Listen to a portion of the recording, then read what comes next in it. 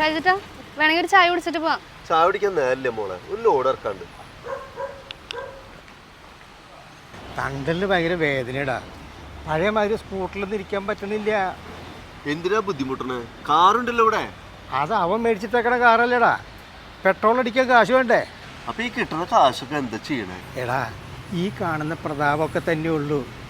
കിട്ടണ പെൻഷൻ തുക ലീലാമിക്ക് മരുന്ന് മേടിക്കാൻ പോലും തികയണില്ല. പിന്നെ വല്ലതും വേണമെങ്കിൽ മോൻ അവിടെ നിന്ന് അയച്ചു തരണം. അപ്പൊ ഈ അപ്പാർട്ട്മെന്റ് കിട്ടുന്ന വാടകയോ? അത് ശരിയാണല്ലോ. പറഞ്ഞതുപോലെ കഴിഞ്ഞ മാസത്തെ വാടക കിട്ടിയിട്ടില്ല. അയ്യോ, ഞാൻ അക്കൗണ്ടിലേക്ക് കിട്ടല്ലോ. ഏത് അക്കൗണ്ടിലേക്ക്? ജാക്സന്റെ അക്കൗണ്ടിലേക്ക്. അവനൊന്നും പറഞ്ഞില്ല. ഓ, അവൻ ചിലപ്പോൾ എങ്ങനെ മറന്ന് കാണും. ആ, ഞാൻ വരട്ടെ.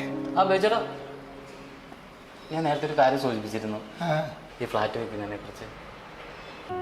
അതിനെ പറ്റിയൊന്നും ഞാൻ ചിന്തിച്ചിട്ടേ ഇല്ല. അതൊക്കെ പറയാം.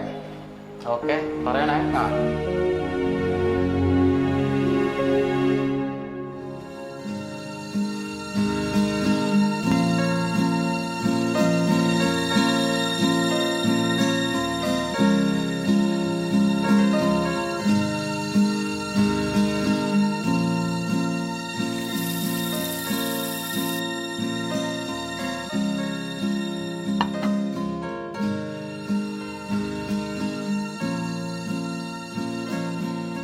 സ്കോർ ഉണ്ടെങ്കിൽ ഓസ്ട്രേലിയ നല്ലത്, അല്ലെങ്കിൽ ജർമ്മൻ. പക്ഷേ ജർമ്മൻ ഭാഷ പഠിക്കണം, അത് ഇച്ചിരി പാടാ.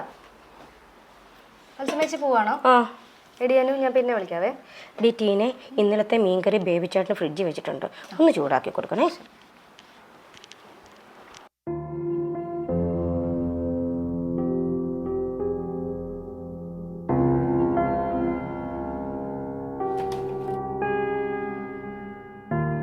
അമ്മച്ചി, കഞ്ഞി കുടിക്കാം? എനിക്കാം.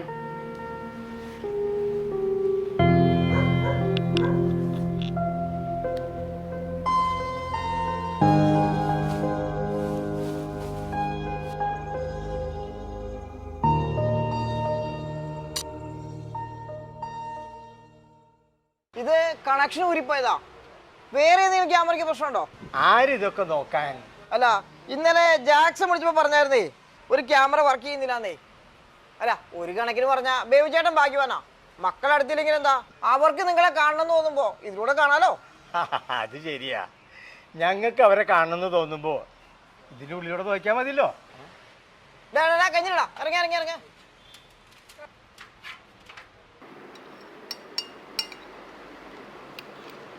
ചാച്ചാ, അമ്മച്ചിക്ക് ഇച്ചിരി ബ്രീത്തിങ്ങിൻ്റെ പ്രശ്നമുണ്ട്, പിന്നെ ചെറിയൊരു പനിയും ഉണ്ട്. മരുന്ന് കൊടുത്തിട്ടുണ്ട്, കുറഞ്ഞില്ല വൈകുന്നേരം ഒന്ന് ഡോക്ടറിനെ വിളിക്കേണ്ടി വരുവേ. നിന്റെ പരീക്ഷ എന്നാ തുടങ്ങുന്നത്? 17 തുടങ്ങും, 16 പോണം. ജാക്സനെ വിവരം അറിയിച്ചിട്ടില്ലേ? പറഞ്ഞിട്ടുണ്ട്. ആ,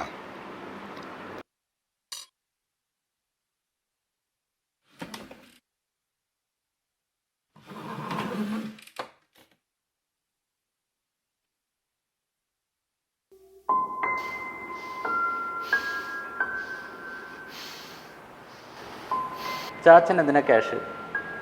കറണ്ട് ബില്ല് വരെ ഞാൻ അടയ്ക്കുന്നില്ലേ?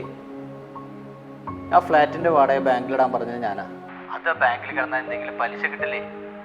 ഇനിയിപ്പോൾ ചാച്ചൻ എന്തെങ്കിലും ക്യാഷിൻ്റെ ആവശ്യമുണ്ടോ? അത് എന്നോട് ചോദിച്ചാൽ പോരെ? എന്തേ, ഞാൻ തരില്ലേ? എനിക്ക് അടുത്ത ആഴ്ച പരീക്ഷയാ. ആ, പറഞ്ഞു, എന്തെങ്കിലും ചെയ്യാം. നിന്റെ പിള്ളേരൊക്കെ എവിടെയാ? ചാച്ചൻ വെച്ചേ, നാളെ വിളിക്കാൻ ഞാൻ. ആ,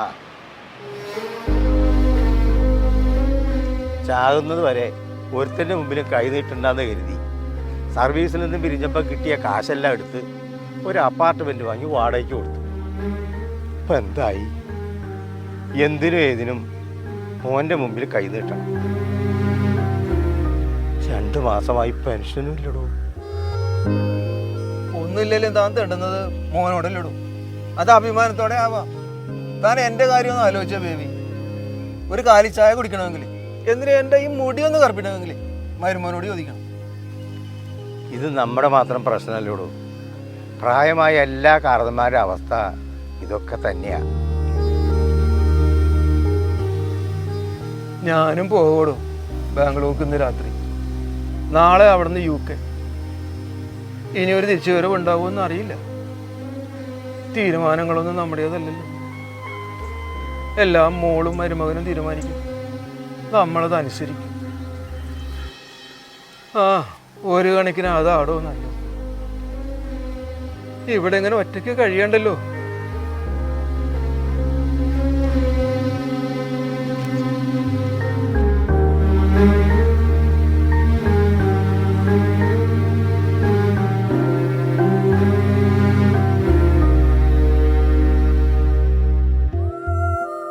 എനിക്കറിയില്ല ജോണേ. ഞാൻ ചാച്ചനോട് പറഞ്ഞിട്ടുണ്ട് 3 ദിവസത്തേക്ക് ആരെ കിട്ടാന്. ആരെ വത്സമ്മച്ചിയോ? അവർ രാവിലെ വന്ന് കഞ്ഞിയും കറിയും വെച്ച് രാവിലെ തന്നെ തിരിച്ചു പോവില്ലേ? ജാക്സൺ എന്തെങ്കിലും ഒരു വഴി കാണുമായിരിക്കും. ചാച്ച ചായ.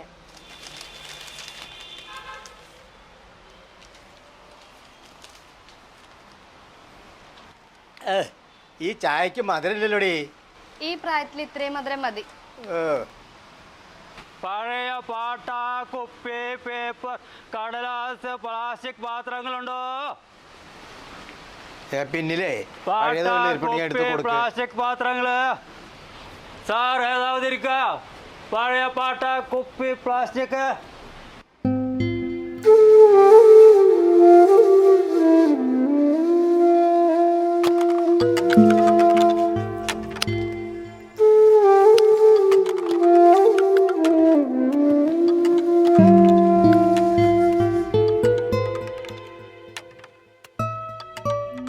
നിന്റെ നാടെവിടെയാടാ? ട്രിച്ചി സാർ. ഇപ്പൊ റെയിൽവേ സ്റ്റേഷൻ പക്കം വാടക വീട്ടിലാണ്. നീ വെയിലത്ത് ഈ പിള്ളേരെ കൊണ്ട് എന്തിനാടാ നടക്കുന്നേ? അങ്ക സേഫ് അല്ല സാർ. അങ്കേലം കേട്ട പശുങ്കൾ ജാസ്തിതാ. നിനക്കൊരു ദിവസം എന്ത് കിട്ടും? 500-600 ദിവസം കിടക്കും സാർ. അതുകൊണ്ട് ഇന്നത്തെ കാലത്ത് ജീവിക്കാൻ പറ്റുമോ? എന്നാ പണ്ണാറ് സാർ, അപ്പടിയേ ജീവിച്ചു പോണു.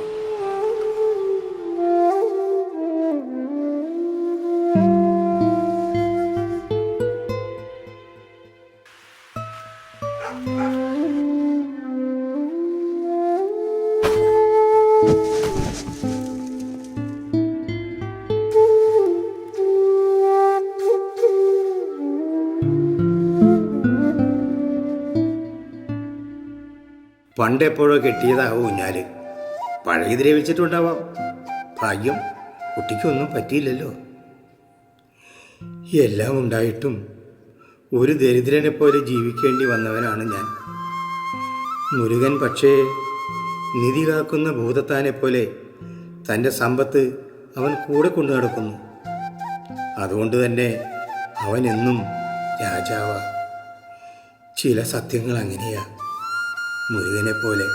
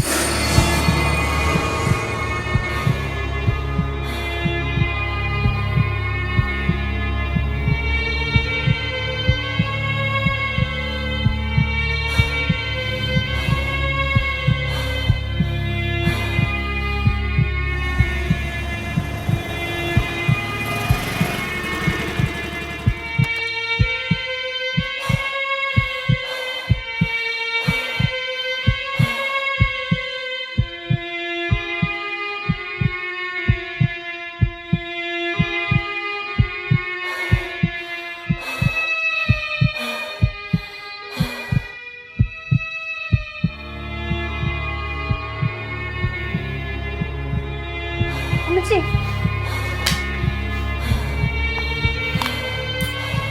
അമ്മച്ചി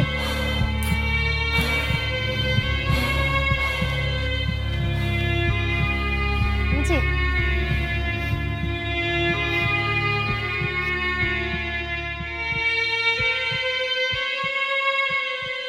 ചാച്ചാ ചാച്ചാ ചാച്ചാ ആർക്ക് കാണാനായി ടി വി വെച്ചിരിക്കുന്നത്? ഞാൻ ചാച്ചനോട് പറഞ്ഞതല്ല അമ്മച്ചിയെ നോക്കിയോണെന്ന്. 10-40 വർഷം വെച്ചുണ്ടാക്കി തന്നതല്ലേ, അതിൻ്റെ നന്ദിയെങ്കിലും കാണിക്കാം പാവത്തിനോട്. ഞാൻ വന്നില്ലെങ്കിൽ കാണായിരുന്നു. 2 വർഷമായി ആ പാവം ആ കിടന്ന കിടപ്പ് തുടങ്ങിയിട്ട്. ഒരിക്കലെങ്കിലും ചാച്ചൻ ആ റൂമിൽ പോയിരുന്നിട്ടുണ്ടോ? എന്തെങ്കിലും അവരെ കാര്യം നോക്കിയിട്ടുണ്ടോ? ആരോട് പറയാനാ? ചാച്ചൻ ആരോടെ ഈ വാശി? എന്തിനാ? ഇനിയിപ്പോ ഞാൻ എക്സാമിന് പോയാ ഞാൻ എന്ത് വിശ്വസിച്ചിട്ടാ പോവുക? ചാച്ചൻ അവരെ നോക്കുവോ? എനിക്കറിയാൻ പാടില്ല. എന്തെങ്കിലും ചെയ്യും. അമ്മച്ചി അങ്ങനെ കിടന്നാലും എല്ലാം അറിയുന്നുണ്ട് ചാച്ച.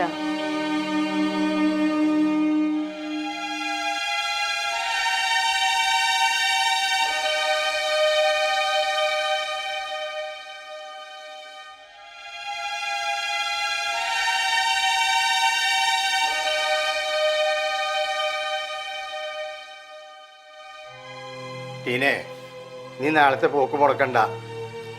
ലീലാമ്മയുടെ കാര്യം ഞാൻ നോക്കിക്കോളാം. സ്വന്തം മക്കൾക്കില്ലാത്ത ദണ്ണമൊന്നും നിനക്ക് ഞങ്ങൾ തോന്നേണ്ട കാര്യമില്ലല്ലോ. നീ വാങ്ങുന്ന ശമ്പളത്തിലുള്ള ജോലി ചെയ്താൽ മതി. അങ്ങനെയാണോ ചാച്ച ഞാൻ നിങ്ങളെ കണ്ടേക്കുന്നത്? അതാ വേണ്ടാന്ന് പറഞ്ഞത്.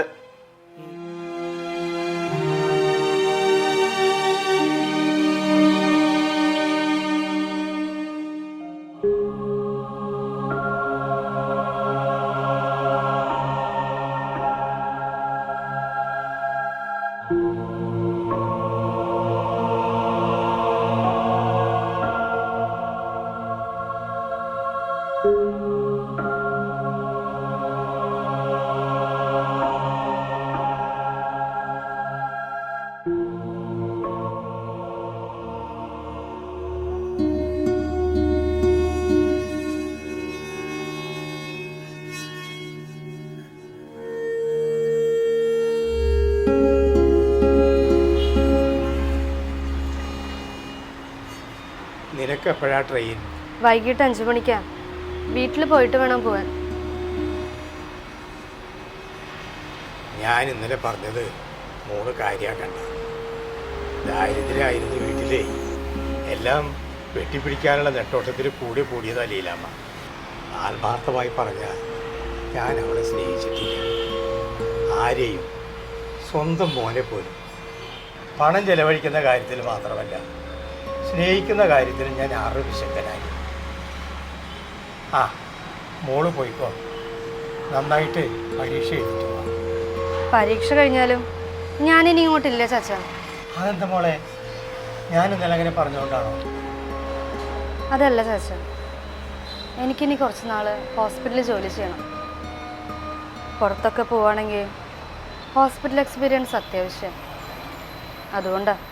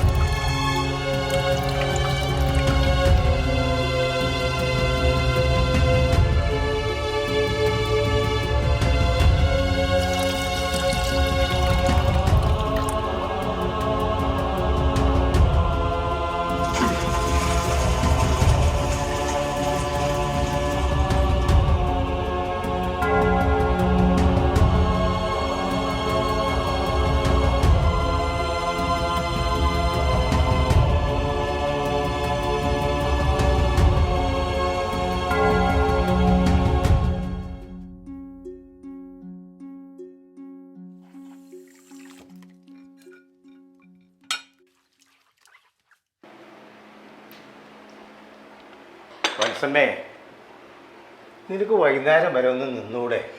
എനിക്ക് 10 മണിയാകുമ്പോൾ പോകണം. വേറെ 2 വീട്ടിൽ പണിയുള്ളതാ. ഞാൻ വേണമെങ്കിൽ ജാക്സനോട് പറഞ്ഞ് നിന്റെ ശമ്പളം ഒക്കെ കൂട്ടിത്തരാം. അതല്ല ബേബി ചേട്ടാ, അവരോട് ചെല്ലാന്ന് ഞാൻ പറഞ്ഞേക്കുക. അതുകൊണ്ടാ. എൻ്റെ ചാച്ച, ഞാനൊന്ന് നോക്കട്ടെ. ഞാൻ പലരോടും പറഞ്ഞിട്ടുണ്ട്, കിട്ടണ്ടേ? അങ്ങനെ ആരെങ്കിലുമൊക്കെ കൊണ്ടാക്കാൻ പറ്റൂ. പിന്നെ ഒരു വഴിയുണ്ട്.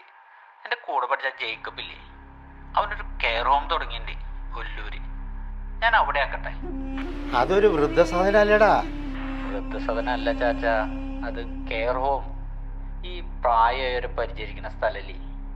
ഇനി ചാച്ചന് വേണ്ടെങ്കിൽ പോണ്ട, അമ്മച്ചി അങ്ങോട്ടാക്കിയല്ലോ.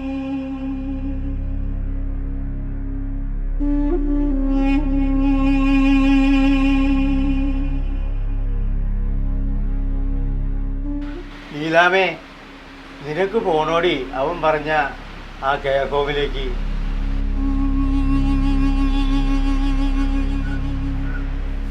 നിനക്ക് വേണമെങ്കിൽ പൊക്കോടി, ഞാനില്ല.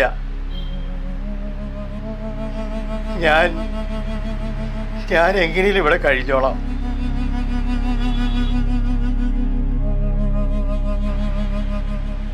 നമ്മൾ മാത്രം ചാകുന്നില്ലല്ലോടി ലീലാമ്മേ.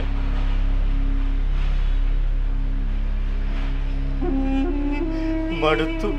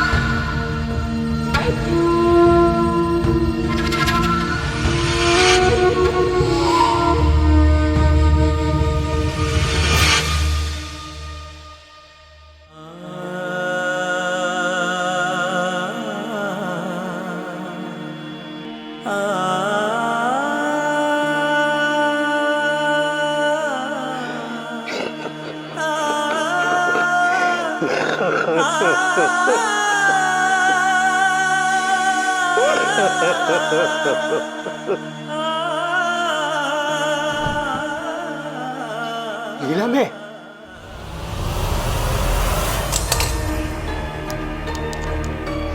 ലീലാമ്മേ,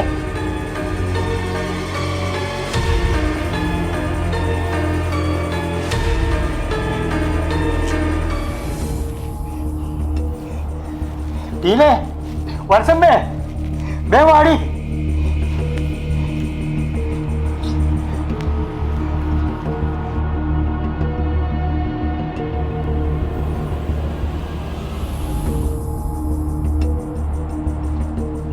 എന്താ ബേബി ചേട്ടാ പറ്റിയേ? എടാ ഷാജി, ലീലാമ്മ വീണുടാ.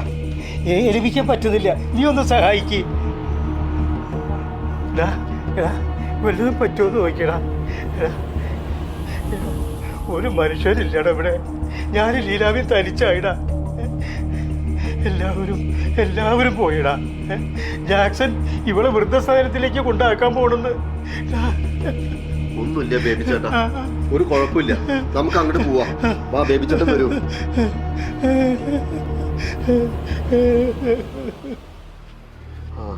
ജാക്സ, ഡോക്ടർ വന്ന് പോയി. ആളെ ചെക്ക് ചെയ്തിട്ട് കുഴപ്പമൊന്നുമില്ല എന്ന് പറഞ്ഞു. നെറ്റിമേ ചെറിയ കുഴപ്പം, ഒരു ചെറിയ മുഴ, അത്രേ ഉള്ളൂ. വേറെ പ്രശ്നങ്ങളൊന്നുമില്ല എന്ന് പറഞ്ഞു. ഗൗരവത്തിലുള്ള കാര്യമൊന്നുമില്ല എന്ന് പറഞ്ഞു. ഓക്കെ.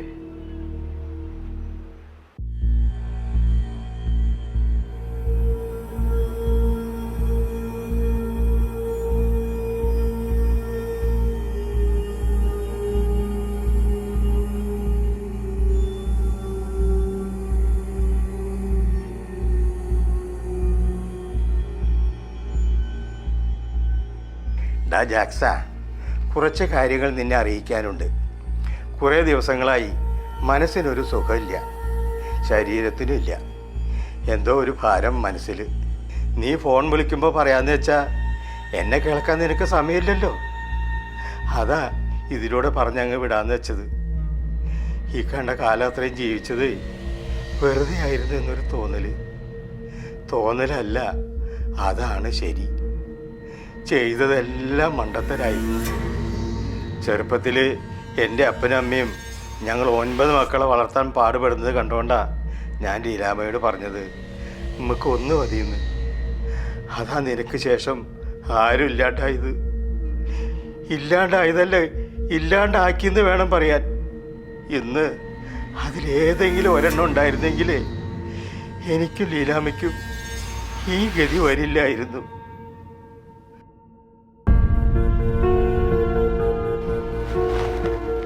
ഷാജി, നീ എവിടെയാ? നീ ഒന്ന് വീട്ടിലേക്ക് വേഗം ചെന്നേ. അവിടെ അപ്പൻ എന്തോ ഒരു പണിയൊപ്പിക്കുന്നെന്ന് തോന്നുന്നു. അതൊക്കെ പിന്നെ പറയാന്നേ. നീ വേഗം ഒന്ന് വീട്ടിലേക്ക് ചെന്നേ.